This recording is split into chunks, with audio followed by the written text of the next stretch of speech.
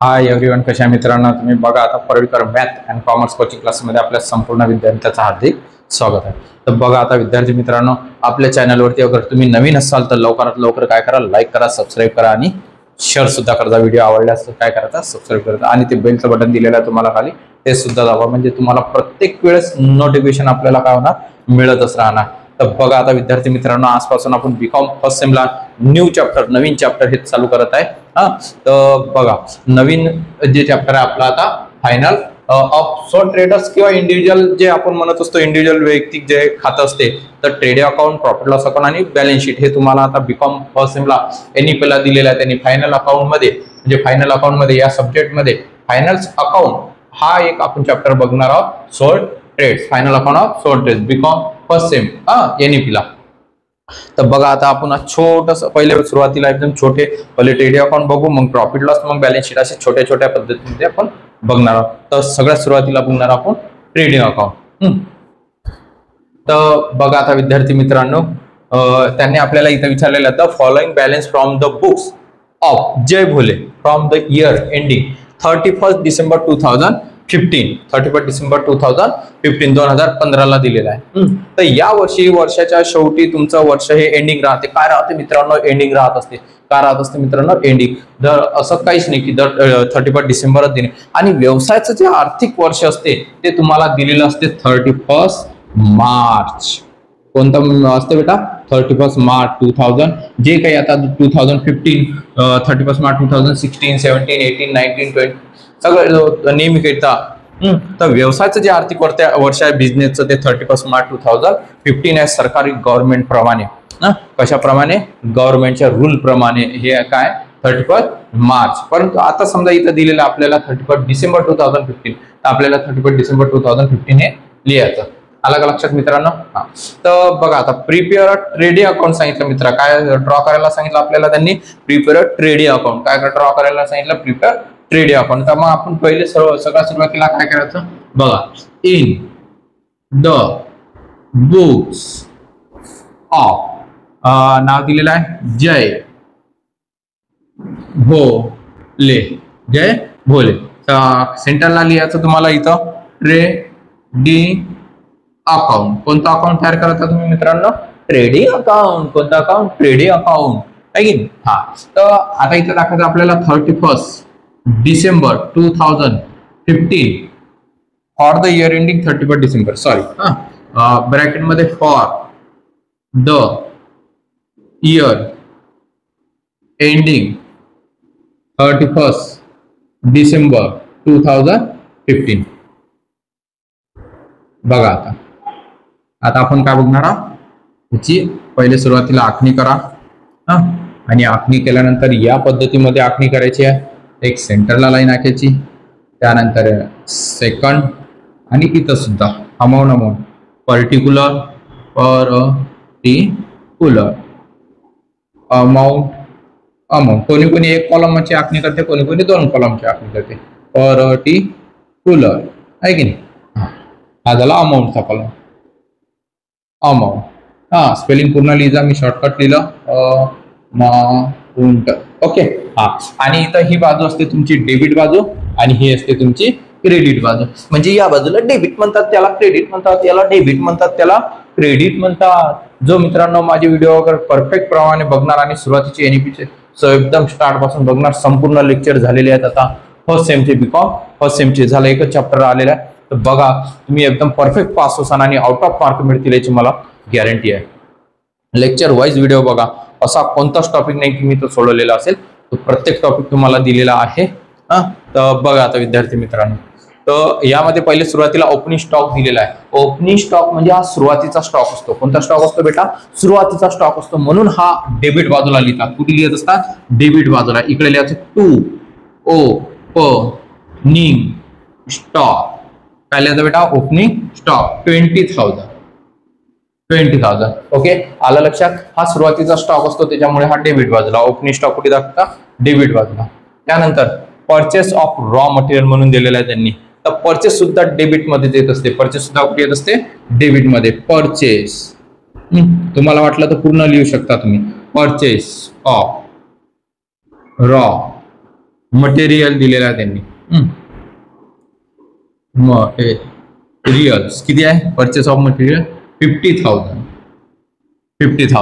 त्यानंतर आपल्याला purchase of raw material म्हणजे मी जो माल खरेदी केलेला असेल, गुड्स खरेदी केलेले असतील, ज्या गुड्स तुम्ही खरेदी केलेल्या असतील त्या गुड्स डेबिट बाजूला येत असतात. कुठे येत असतात बेटा? डेबिटला येत असतात. कुठे येत असतात? डेबिटला. आलं का लक्षात? हा, तर परचेस नेहमी करतात डेबिट मध्ये. परचेस नेहमी करतात डेबिट मध्ये. परचेस मधून परचेस रिटर्न मायनस करतात. हे बघा परचेस रिटर्न आहे आता इथं दिलेलं. हे बघा परचेस रिटर्न. तर आपल्याला काय करावं लागेल? ही जी अमाऊंट आहे ही आतमध्ये लिहावं लागेल. परचेस आतमध्ये 50,000 कुठे लिहिली होती आपण? ते बाहेर. परंतु आतमध्ये लिहायची. यामधून परचेस मधून परचेस रिटर्न मायनस करायचं. परचेस मधून परचेस रिटर्न मायनस. परचेस मधून purchase return minus 2 purchase return. हे रिटर्न्स कुठे गेला? हा, रिटर्न्स किती आहे? 4,500. 4,500. हा, 4,500. काय करतात? परचेस मधून परचेस रिटर्न मायनस करायचं. परचेस मधून परचेस रिटर्न मायनस करायचं. किती राहतात बेटा? 45,500. बरोबर आहे ना? हा, लक्ष द्या. 0 दातून 5 गेले 5 राहिले हातापत दिला. दातून 5 गेले 5 राहिले हातापत दिला. हा, कॅरी 4. आलं लक्षात? त्यानंतर सेल आहे तर सेल रिटर्न मायनस करत असतं. बघा सेल रिटर्न सुद्धा दिलेला आहे आपल्याला. म्हणून इथं दाखवायचं बाय सेल्स किती आहे? 70,000.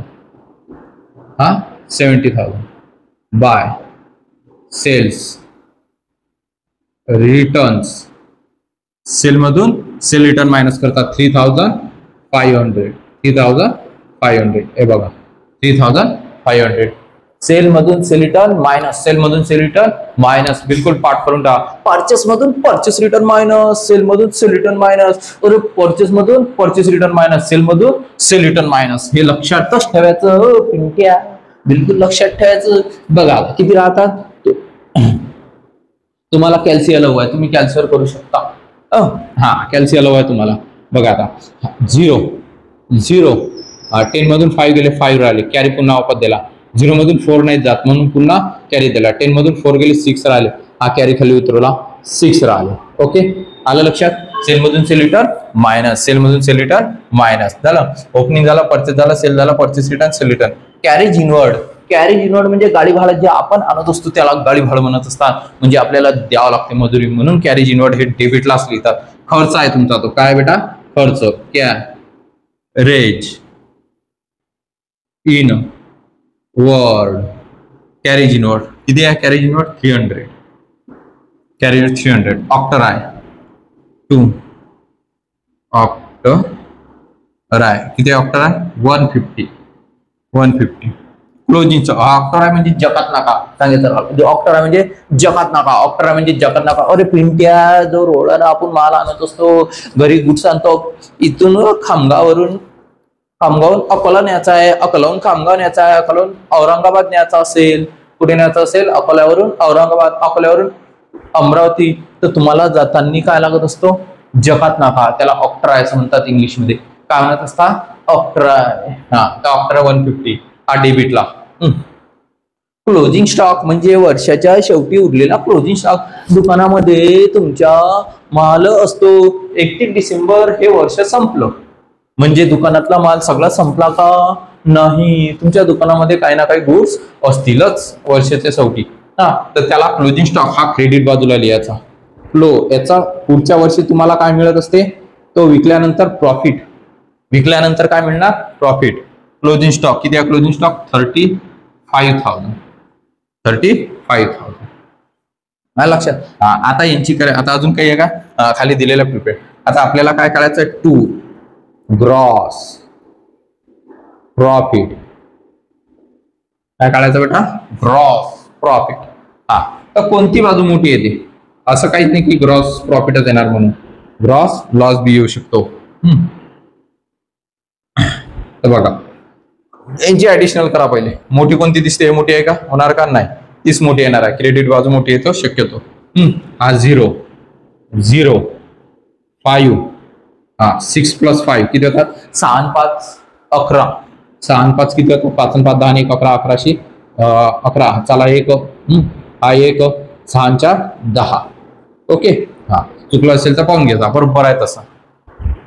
6 7 8 9 90,000 90,000 हे 90,000 आणि हे 10,000 म्हणजे 1,00,000 1,00,000 1,500 एकदम बरोबर. आता यांची ऍडिशनल करायची, या सगळ्याची काय करायची तुम्हाला ऍडिशनल, ते काय करावं लागते मायनस. काय करावं लागतं बेटा मग मायनस. बघा 20,000 45,500 300 आणि 150 0 5 5 9 हे 5 आणि 4 5 6 65,950.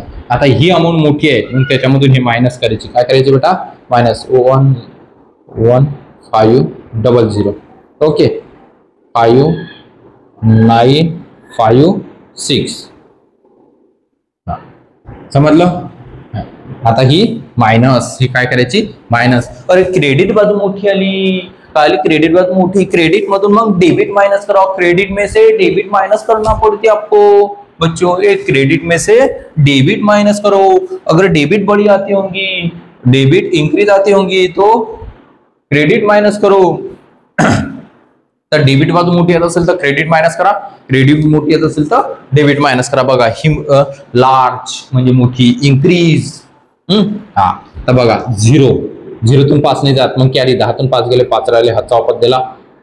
5तून 10 जातात का नाही 15, मग इथं हातचा दिला 15, 15 मधून 10 गेले 5 राहिले, पुन्हा हा कॅरी पुन्हा खाली उतरवला. मग 1 मधून 6 जाते का नाही 11, 11 मधून 6 गेले, 11 मधून किती गेले 6 गेले. सांगा किती राहतात, 11 मधून 6 गेले तर 5च राहिले. हा पुन्हा कॅरी खाली उतरवला. मग आता पुन्हा 10, 10 तून 7 गेले, 10 तून 7 गेले 3 राहिले, हातचा वापर दिला म्हणजे 35,000. इथे 0 येते म्हणजे याचा अर्थ 35,550. हा ही जी मोठी आलेली असेल हे दोन्ही बाजूला लिहायची, ही जी मोठी आली असेल ते दोन्ही बाजूला लिहायची, या अमाऊंट मध्ये आणि त्या अमाऊंट मध्ये सुद्धा. आणि ही जी मायनस केलेली अमाऊंट आहे तुम्ही 0 0 10 तून 5 गेले 5 राहिले, हातचा वापर दिला. 15 तून 10 गेले 5 राहिले, हातचा वापर दिला. 11 मधून 6 गेले, 11 तून 6 गेले 4 आणि 5 5 राहिले, हातचा वापर दिला. 10 तून 7 गेले 3 राहिले, आता बरोबर आहे 35,550. ओके हे आलं तुमचं ग्रॉस प्रॉफिट. हे आल्यानंतर काय करायचं बेटा, आता हे संपूर्ण काय करायचं क्लोज. काय करायचं ते क्लोज करायचं. काय करायचं तुम्ही ते क्लोज करायचं म्हणजे बंद करून घ्यायचं. आलं लक्षात. तुम्हाला स्क्रीनशॉट काढायचं असेल काढून घ्या, काहीच हरकत नाही. स्क्रीनशॉट काढायचा असेल तर काढला मित्रांनो स्क्रीनशॉट. व्हिडिओ आवडल्यास लाईक करा, शेअर करा आणि सबस्क्राईब सुद्धा करा. ओके जय हिंद जय महाराष्ट्र.